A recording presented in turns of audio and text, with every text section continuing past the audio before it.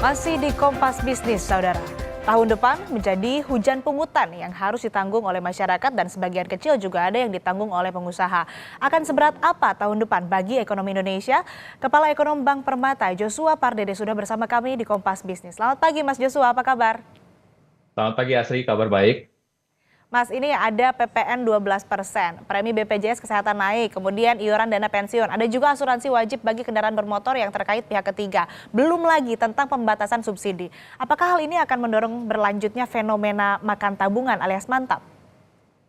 Ya, sepertinya kalau kita lihat tadi dialog sebelumnya ya, dengan adanya potensi kenaikan UMP, sementara di sisi lainnya memang adanya beberapa tambahan belanja-belanja ya, seperti ataupun potongan ataupun dari sisi pungutan-pungutan ya dari PPN naik 12% jadi 12%. Lalu juga kita lihat juga ada BPJS Kesehatan juga naik ya. Ini pun juga tentunya menjadi bagian komponen penting ya dalam hal belanja kesehatan ya, dan juga berkaitan dengan iuran dana pensiun ya. Ini juga terkait akan berpengaruh juga kepada karyawan formal yang terdaftar dalam program pensiun wajib ya, dan terkait juga dengan tadi asuransi wajib ya bagi kendaraan bermotor. Ini pun juga berpengaruh juga ya kepada pemilik kendaraan bermotor. Dan yang terakhir juga mungkin berkaitan dengan pembatasan subsidi, termasuk juga subsidi energi listrik dan gas. Jadi saya pikir ini secara keseluruhan dari berbagai pungutan tadi itu memang ini diperkirakan memang akan bisa mempengaruhi penurunan ataupun bisa mempengaruhi juga daya beli masyarakat ya, khususnya kembali lagi kelas menengah ya. Sekalipun memang ada kenaikan UMP 6,5% tahun depan, namun kita perlu cermati juga bahwa apakah kenaikan UMP tersebut bisa menangkal ataupun bisa mengkompensasi beberapa pungutan tadi. Dan saya menilai bahwa dengan adanya pungutan-pungutan tersebut, saya pikir, dan memang ini yang disasar adalah kelas menengah ya. Jadi memang ini kalau kita lihat bahwa sebagian besar pungutan tadi itu yang disasar adalah kelas menengah. Saya pikir ini akan fenomena makan tabungan ini saya pikir masih akan terus berlanjut ya, karena kondisinya adalah kita melihat bahwa tadi ada beban hidup masyarakat makin meningkat dengan adanya pungutan tadi, lalu juga dari sisi ketidakpastian ekonominya juga masih relatif cukup tinggi ya, dengan kondisi global, kemenangan Trump, lalu juga dengan potensi penurunan suku bunga Fed tahun depan pun juga makin terbatas ya. Jadi saya pikir, dan kemarin juga dari eh, pertemuan tahunan Bank Indonesia pun juga mengindikasikan bahwa stance kebijakan moneter Bank Indonesia pun juga cenderung waspada, berhati-hati. Jadi artinya tentu ini mengindikasikan bahwa masih ada indikasi bahwa dari sisi konsumsi masyarakat pun juga diperkirakan pun juga masih akan wait and see, dan juga khususnya dengan adanya pungutan-pungutan tadi. Artinya fenomena mantap masih akan ada ya, meskipun ada UMP naik 6,5%, tapi nggak cukup karena ada pungutan-pungutan tadi yang harus ditanggung begitu. Nah, kita beralih ke data inflasi, Mas Joshua. Secara tahunan kan inflasi berada di level paling rendah 1,55%. Ini tipis sekali di atas batas bawah target pemerintah, yaitu 2,5% plus minus 1%. Lalu bagaimana bisa memaknai data inflasi yang rekor paling rendah 3 tahun terakhir ini?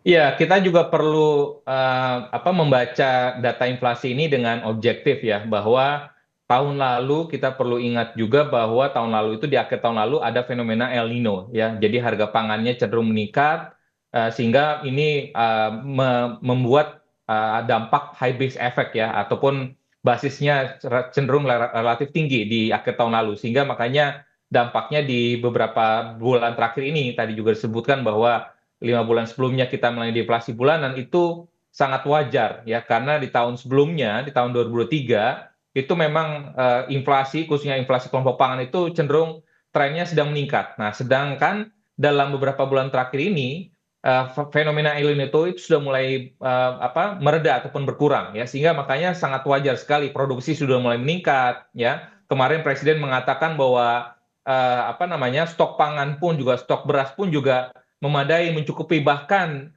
diharapkan tidak memerlukan lagi impor beras gitu ya. Jadi saya pikir ini kan sangat nyata bahwa produksi pangan kita meningkat, sehingga inflasi pangan pun juga menunjukkan tren penurunan ya. Jadi saya pikir saya melihat bahwa ini terendahnya inflasi ini tadi ada dua faktor, high base effect akibat fenomena El Nino, dan juga di sisi lain memang di tahun ini tadi ada peningkatan produksi pangan, khususnya apa namanya tanaman pangan, sehingga inilah yang menyebabkan inflasi tahunan ya sampai dengan bulan November yang dirilis BPS kemarin ini masih relatif rendah 1,55%. Ya, namun kalau kita melihat secara tahun kalender ini masih di kisaran 1,12%.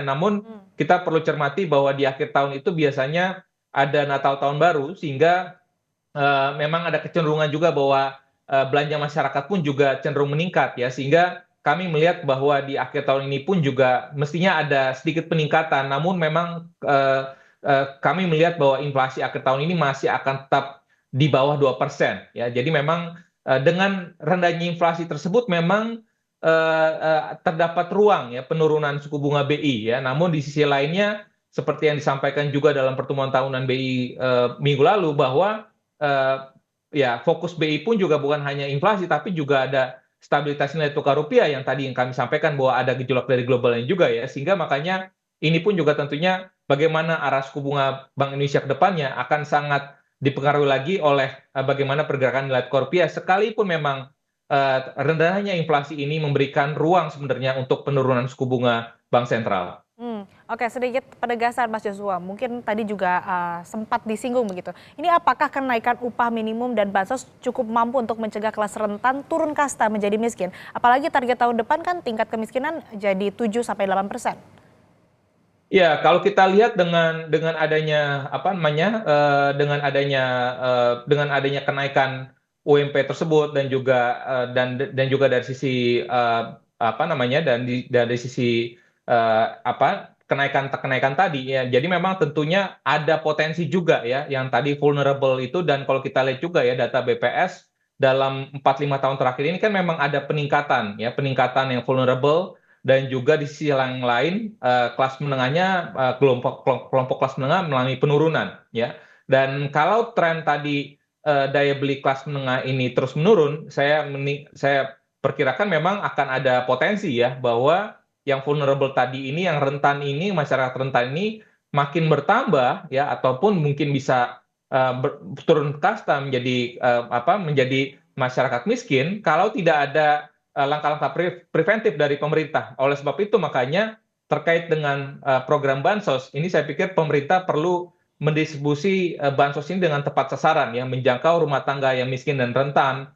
Dan juga terkait juga dengan bansos ini kalau kita lihat perlu juga kalau misalkan bansos tidak diberikan secara konsisten atau terhenti, maka masyarakat rentan ini pun juga bisa kembali jatuh miskin gitu. Jadi makanya tentu perlu ada konsistensi dan juga apa namanya keberlanjutan ke depannya. Dan terkait dengan target kemiskinan ya 7-8%, saya pikir ini tentunya perlu ada intervensi tambahan lagi ya terkait dengan, apalagi karena tadi ya ada hujan pungutan, dan juga struktur ekonomi kita juga apa namanya dari sisi sektor-sektor padat karyanya saat ini sedang menghadapi tantangan cukup berat sekali. Jadi memang tentu saya pikir perlu ada tadi distribusi bansos ini diperbaiki, mendorong penciptaan lapangan pekerjaan ya, dan juga mengurangi beban tambahan masyarakat ya seperti pungutan tadi, dan juga mengintegrasikan program bansos dengan pemberdayaan ekonomi masyarakat.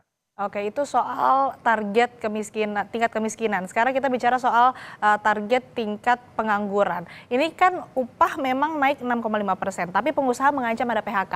Apakah ini jadi ganjalan bagi pemerintah?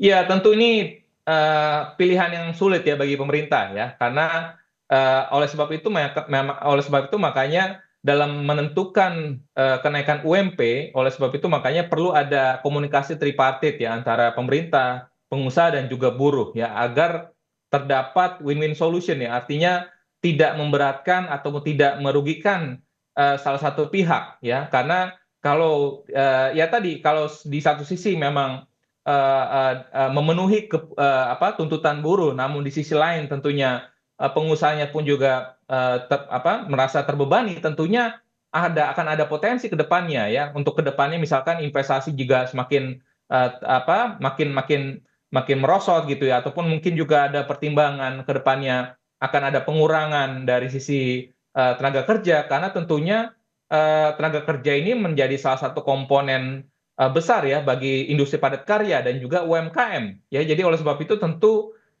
ke depannya pemerintah pun juga saya pikir perlu lebih wise lagi dalam hal ini, bagaimana tadi disampaikan bahwa oleh Pak Menko Perekonomian juga, bahwa untuk beberapa industri memang yang masih struggling dengan kondisinya tentu diberikan Baik.